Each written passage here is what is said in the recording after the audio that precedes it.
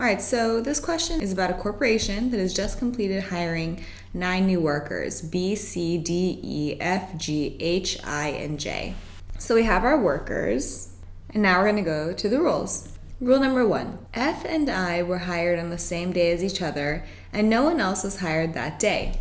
Rule number 2, C and G were hired on the same day as each other, and no one else was hired on that day. Rule number 3, on each of the other days of hiring, exactly 1 worker was hired.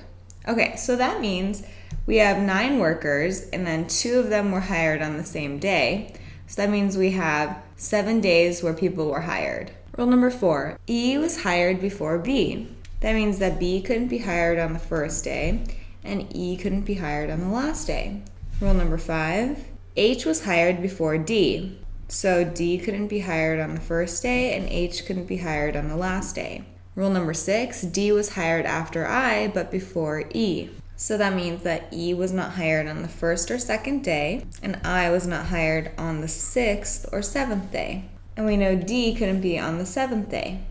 Rule number 7, G was hired after both J and B. So that means that G couldn't be hired on the first day, and it couldn't be hired on the second day, and J and B can't be hired on the last day.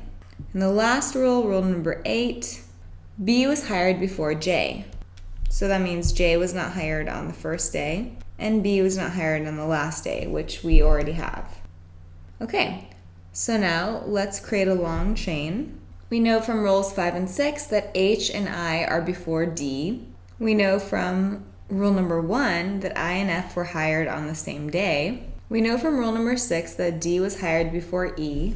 We know from rule number 4 that E was hired before B. We know from rule number 8 that B was hired before J.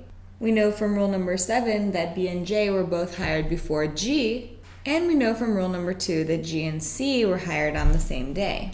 All right, so we know since we have all 9 workers accounted for in our long chain, and there's nothing that comes after C and G, we know that C and G must be hired on the last day. And since there's nothing that comes before H or I and F, either H or I and F were hired on the first day. And if they're not on the first day, they must be on the second day.